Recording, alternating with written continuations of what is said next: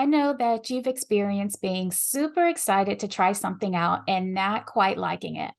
Whether it was a dish at a restaurant, a hobby like soccer or weightlifting, a job that you just thought was going to be a dream that turned into an utter and literal nightmare, or even a business that you poured so much time and energy into to get it started and running, only to realize that you don't like the service you're offering or the clients that you're serving. You want to quit. The business is just draining that energy and the life out of you. But the problem is, this business is your livelihood. How will you survive and pay your bills without it? The business has also become your identity. Everyone knows you for being the person that does this business, and quitting the business feels like a failure. Well, what you need is to do less. I am Shanice Miller, and welcome to my podcast, Do Less. Yes, that's right, do less. It used to be cool to work 60 hours a week, but the world has gotten smarter and realized why spend more time to make the same or less money. I help small business owners build systems and processes to help them scale and find more time for themselves and their families. I'm going to provide you the best practices and all the tools and tips to scale your business. Welcome to my show. Today, I'm bringing Stephanie on the show to share her experience on how she got stuck in being in a business that wasn't aligned with her passion and values. Stephanie is a brand strategist, marketing consultant, and founder of Pen Better Method. Her goal is to help you successfully market your brand and build the kind of business that lights you up, which is why I wanted her to share her journey with you. I've been in this situation with having a business that didn't light me up before, and you might be in this exact same situation right now. So I wanted Stephanie to share with all of us who might be in that place to understand there's a path out. So Stephanie, thanks so much for coming on. I'm so happy to be here. And that intro, man, I'm like, is she talking to me? Is she talking about my life experience? Yeah, we're talking about you. Well, but we get there. And I think so many of us end up getting into these positions where we wake up one day and we're like, oh, something's really out of alignment. Maybe I've been ignoring the warning signs. And then it hits you like a brick and you're like, oh, I can't ignore it anymore. So yes. So tell me about that time when it hit you like a brick and you just couldn't ignore it anymore. Oh gosh. Well, I have to start at the beginning and I won't go too far back, but I think it's important context to share that I started my first business when I was 22 years old. I hadn't even graduated college yet. And I really didn't know what I was doing, right? I mean, in some ways I did. I'm glad I answered that call. I always had an entrepreneurial spirit. So wait, what made you start in college then? I was a journalism major. I had done business courses and I was also a music theater major at one point. Wow. But I loved storytelling. I loved creativity. I loved bringing things to life. I also loved psychology, but I didn't have any traditional marketing experience other than helping out with a family business with some holiday campaigns and things like that when I was younger. And it was my senior year. I was in my very first official marketing class and it clicked for me. It was a beautiful creation, a beautiful connection of storytelling, of getting to know kind of that psychology, consumer behavior, understanding what makes consumers want to buy from a business, buy a product or service. And also it was really creative, but I loved that there was the data and analytics, especially primarily with the digital marketing side of things. You could get that instant validation and verification if the strategy was working. And so I was sitting in that class the first week and I was like, oh my gosh, marketing is what I need to be doing. I had done a little bit of unofficial marketing, but I hadn't done a lot. And so I actually decided right then, it was September of 2009. And I decided right then that I needed to start a business. So I created an LLC and just started taking any contract work I could to learn marketing on the fly. I always learned better by doing than learning it out of a book. I really never enjoyed school. I was always better off learning from internships and actual experience or different jobs that I had. So I think it was just really natural for me to start the business. But with that, I didn't have an end goal in mind. I didn't have any picture of what I really wanted the business to turn into. I knew deep within that I wanted to own a business one day. I liked the freedom. Yes. I always jokingly say, I'm in my 30s now, but I always tell this story about when I was a little girl. I used to always tell my mom, I want to be the boss. And in some ways, How did your mom respond to that she wants to be the boss, that you want to be the boss? She laughs about it now, but I'm sure it was challenging then, Because all the kids seem like they're the boss nowadays. You like you're the boss, and it's like, oh, I don't know. But in a lot of ways that carried through. I always would think of a different idea of how to do something in internships and take it to my manager, or, have those different out of the box ideas and taking that initiative. And so I always knew I wanted to do something on my own, but I really didn't know what that looked like. And I think that's so common that it is kind of like just jumping out there, especially when you just get a new idea, you hear something that someone tells you about. And especially when you're just starting out, you're just like, I'm going to make this happen. And there's no real plan. There's no 90-day action plan, no goals in mind, like no end goal of what's in sight. It's just that I want some time freedom. I don't want to have to talk to this boss or have to, say anything to anyone. I want to just be able to run my own time, do my own thing, make a lot of money, have that lifestyle, but not really have to report to anyone. And that's so wrong. When you start learning in business, you realize you're going to have to report to your clients. You still have to report to if you have any employees or subcontractors underneath you. It's so many people. So what was it about that business when you're getting started that you realized, okay, this isn't lighting me up?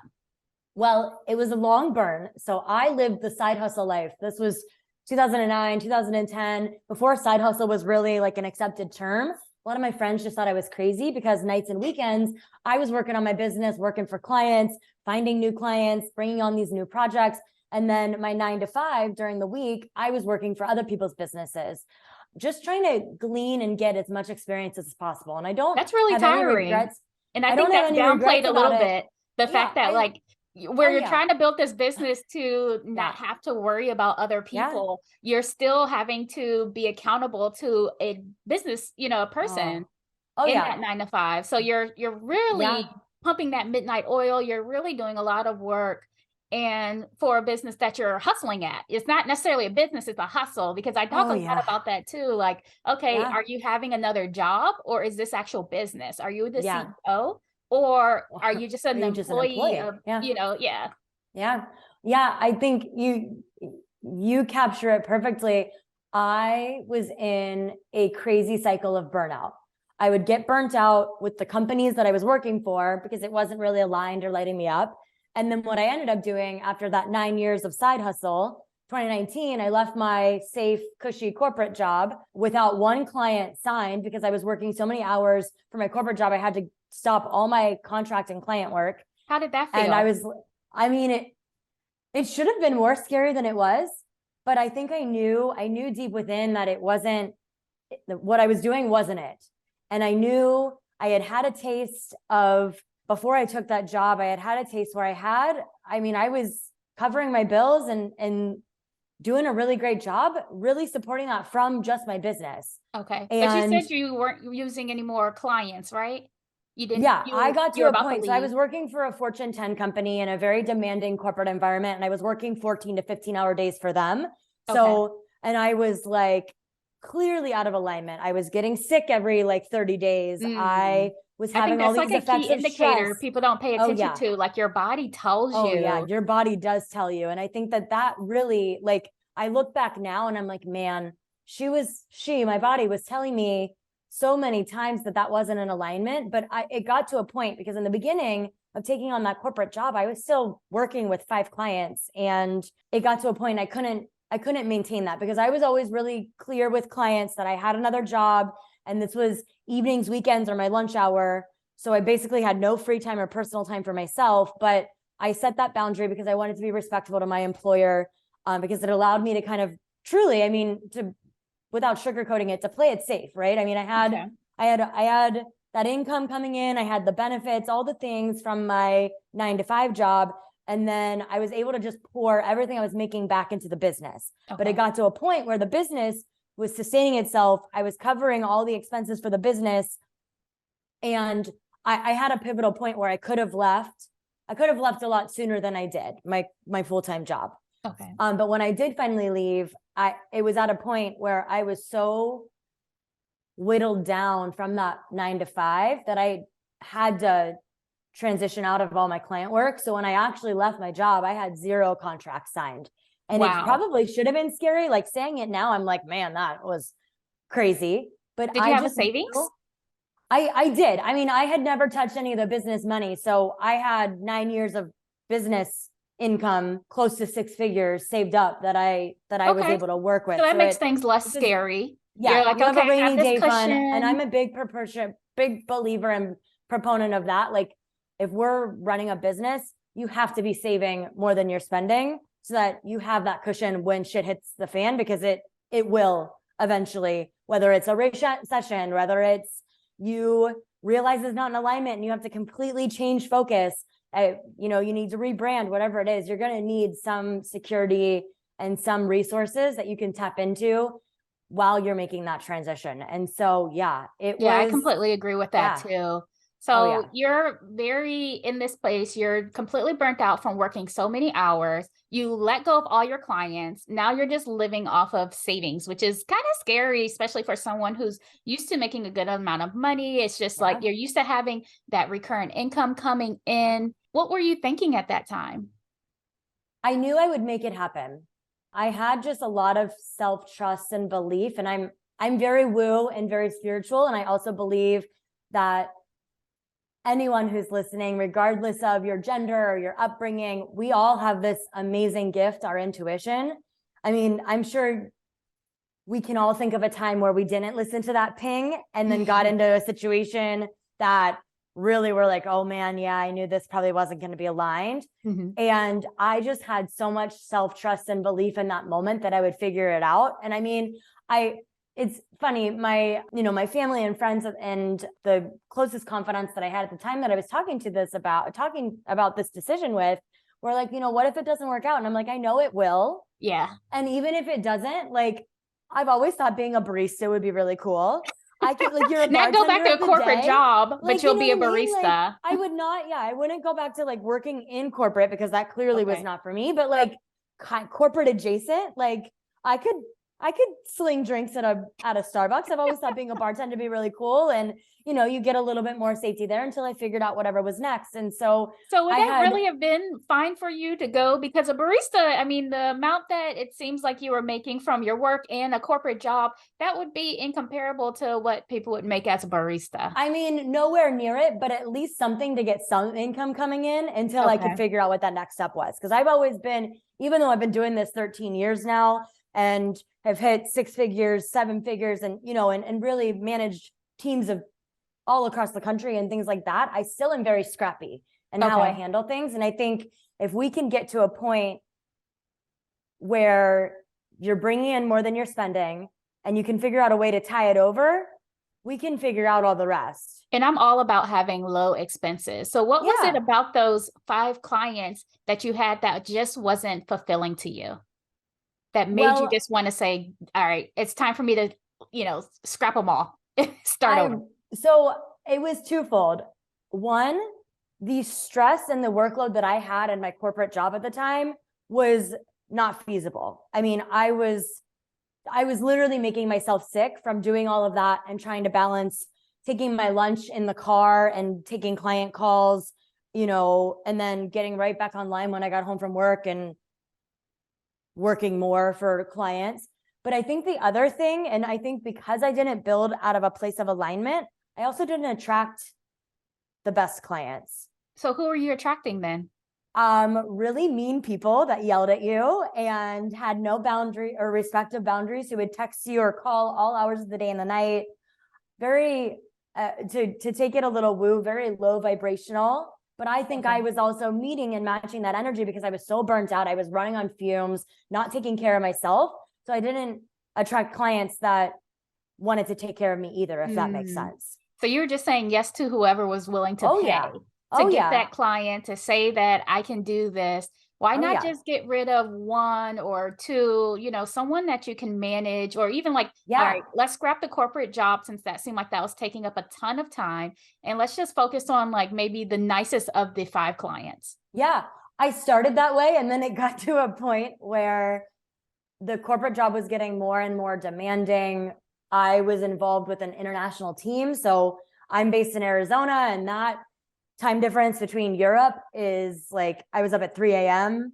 Yeah, that's a taking lot. calls I and mean, stuff. just And, so it's like, scrap the corporate job all yeah, together. Like, and I finally did, but it took me really, and I think I look back now, I mean, because that was almost 5 years ago, I guess. And I look back now, and there were a lot of things and there was a belief that I had at the time. And I've really loosened up the grip of that belief in the last couple of years with personal development work and therapy and all kinds of things, that it had to be hard. So I think I held on to some of that because I was forcing everything in my life, literally. I mean, we could do a whole other podcast on force energy and all of that, but I was forcing everything and I think making it I want all to more go and hard, I just want to highlight the fact that so many people, you're not the only one, think that it has to be hard. It Yeah. has to be Oh yeah. hard work.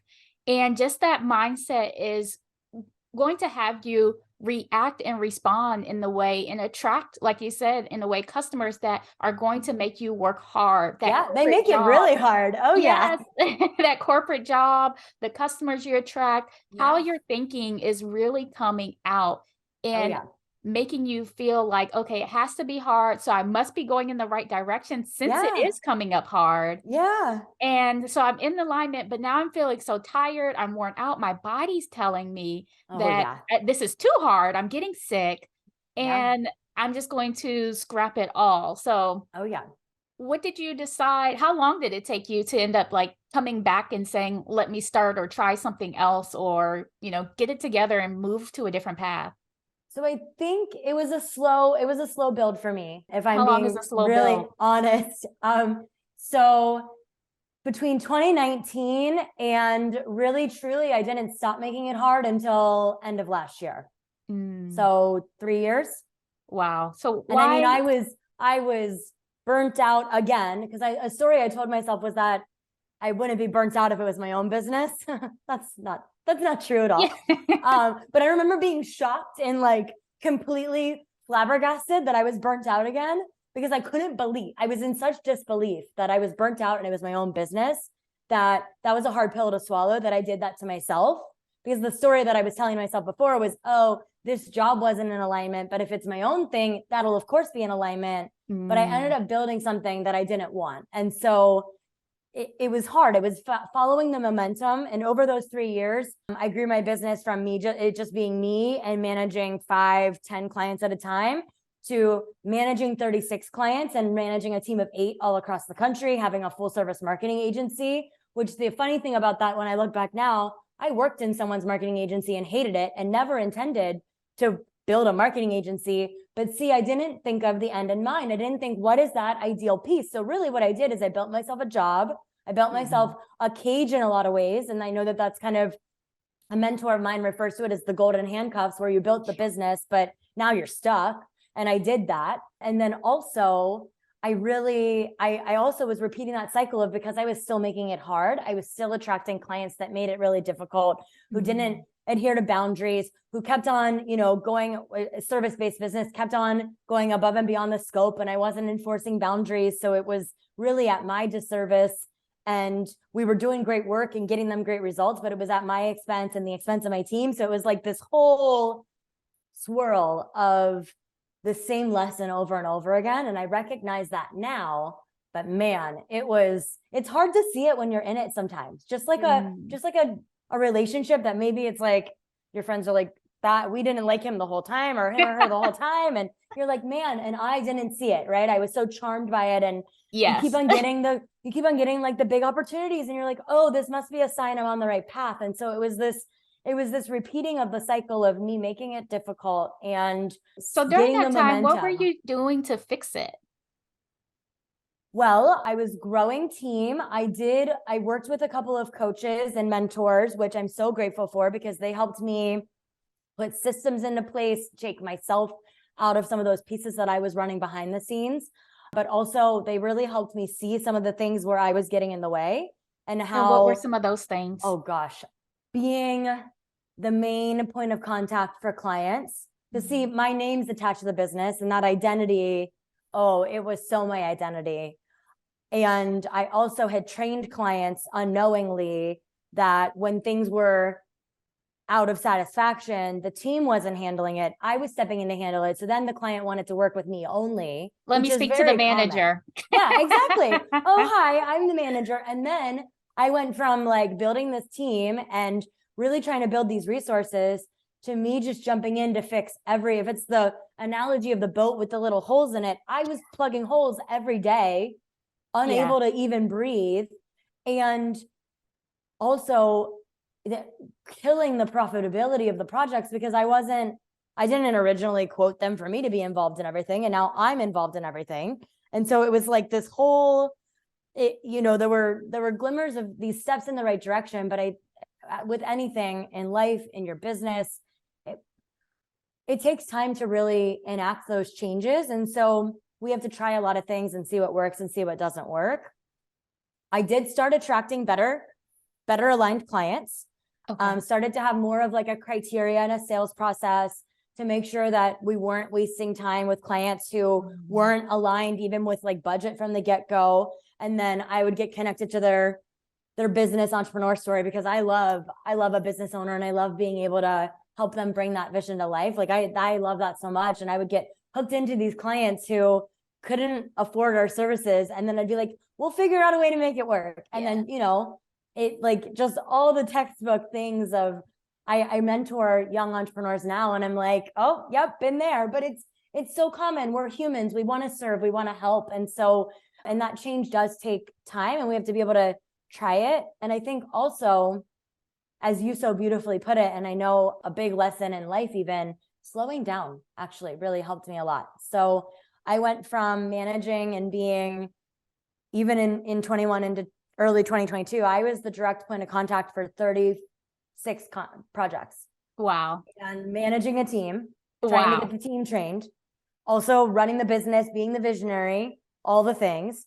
And last year, when I made the decision to close the agency, and there were a lot of tears. I say it so simply now, like that's a sentence, but it was a total crisis of all crisis. I was trying to figure out who I was without the business. The business is tied to my name, my brand name. I mean, also, I don't take it lightly. I had built an amazing team of women all across the country who were working for me. And I took so seriously that responsibility for helping them, and having the income that would translate to them being able to provide for their families. Yeah, because they're relying on you. Oh yeah, and the clients too. And it's like it was so hard, but it was so freeing at the same time to make that decision and let that go. Yeah. So where did you see yourself going, which made you want to close the marketing agency? Where was your vision? I never wanted to build a marketing agency. So it was no surprise that I didn't enjoy really any part of the day-to-day anymore. I love being in the visionary space, coming up with the big ideas, the strategy. I see how it can all come together, but my ideal scenario would be then handing it off to somebody else who does the day-to-day, right? Okay. But I kept on finding myself in the day-to-day, and that's the crux of an agency. And so I really had this come to Jesus with myself, with the thanks of an amazing mentor. And actually it was through, because I had worked with primarily contractors until last year, and I hired my first employee. And I was like, this is going to solve all of the problems. I have this employee now, everything's great. And I unfortunately didn't hire.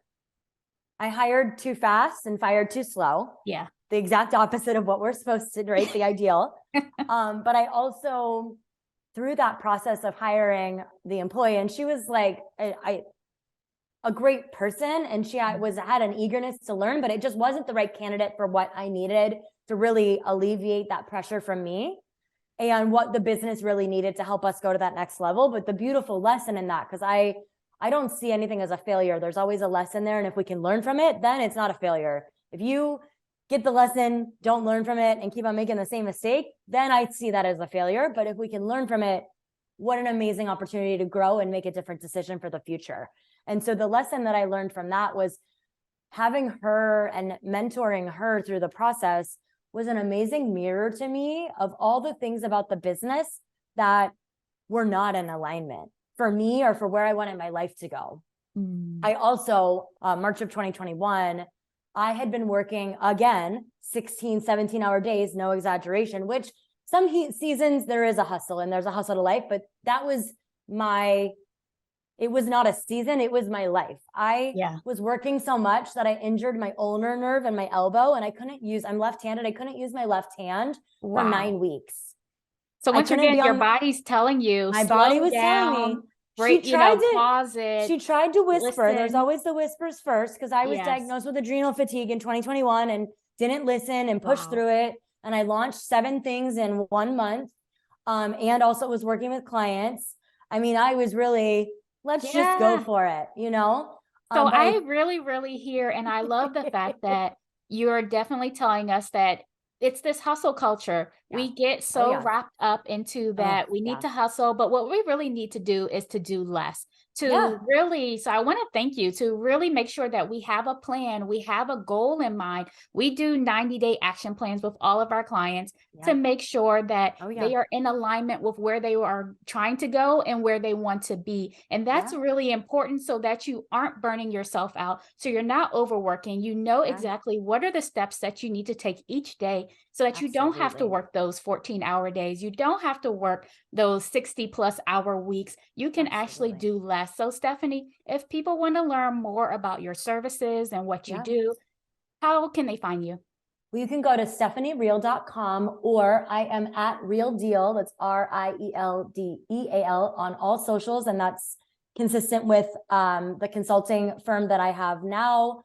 I also have some courses and DIY resources because I truly love helping small businesses. And I think what I found in the last year and a half, because I learned the lesson the hard way and did all the things, and really it was the beauty of doing less, pulling back, letting go of that business that wasn't in alignment, as hard as it was.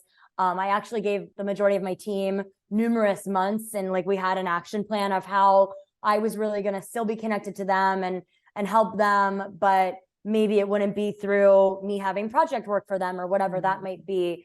That was really important to me to help them be successful. And especially with a team of young women who are starting out in their careers or, earlier on, if I can help somebody learn from a lesson, that's more rewarding to me than a lot of those different goals that we would hit as a company, or even the project, the marketing campaigns. And I mean, we crushed it and that was always rewarding, but doing less is really what helped me break through the clutter and really take care of myself, which is so important. We had to do that first to be able to have a business. And I love that you do that 90-day plan. I do that with clients too. And I also do that with myself now as well, because I think there's a lot of pressure when we give ourselves, okay, that's actually where mine stemmed from, was because I did my 90-day sprints and I said, this definitely helps people and it helps you to do less. So it's digestible. It's so simple, so digestible. Thank you so much for coming on. Thank you for the time. Such a pleasure. This has been an amazing episode of Do Less with me, Shanice Miller.